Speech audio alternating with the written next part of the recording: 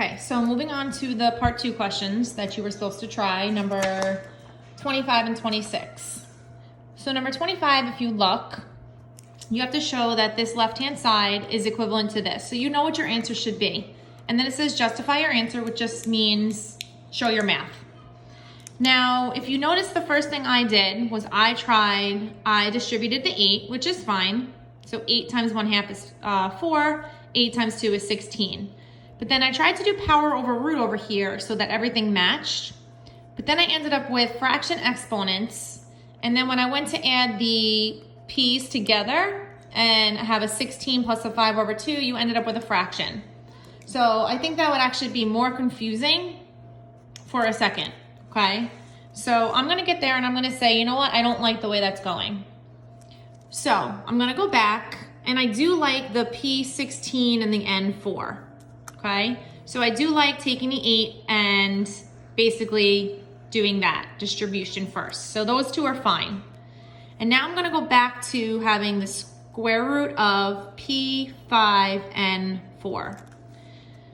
Now, instead of thinking of this as power over root, I'm gonna just take the square root of both of them, right? So remember when we had it where we wrote out our P's and our N's and we circled, this is square root, so we're circling 2 groups, and then here we circled 2 groups, okay? So that means we have 2 P's that are coming out, so that means you're gonna have a P squared, and 2 N's that are coming out, which means you're gonna have an N squared. And then stuck inside of the radical is going to be a P. So now if I take my P16 and my N4 and I put them all together on the outside, I now can add them. And now I can say that 16 and 2 make 18. 4 and 2 make 6. And now when I look at that, that's exactly what they said it should be equal to. So P18 and 6 rad P. There you go, you justified it.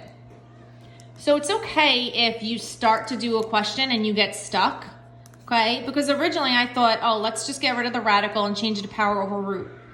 But then when you tried to add these two, 16 plus 5/2, you ended up with a fraction, and I think you actually at that point would have gotten more confused. So it's okay if you have to just try it over, like I did. This part was fine. This part I did just regular square root where I write everything out. Because then at least, it looks like a minus sign, but it shouldn't be. Because then at least I can say I'm starting to look like what my answer should be.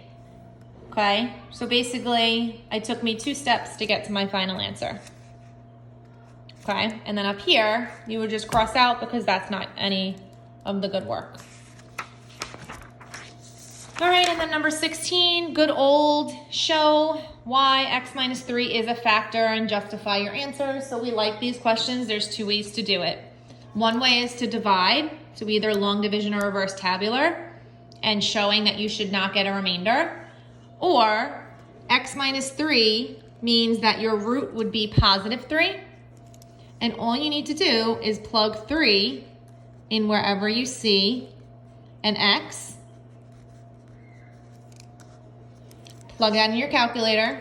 So this is really 27 minus 9 minus 15 minus 3.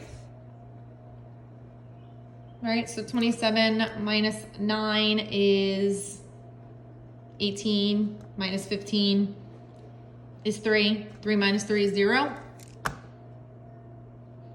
Now, it doesn't say anything about explain. It does not say explain why.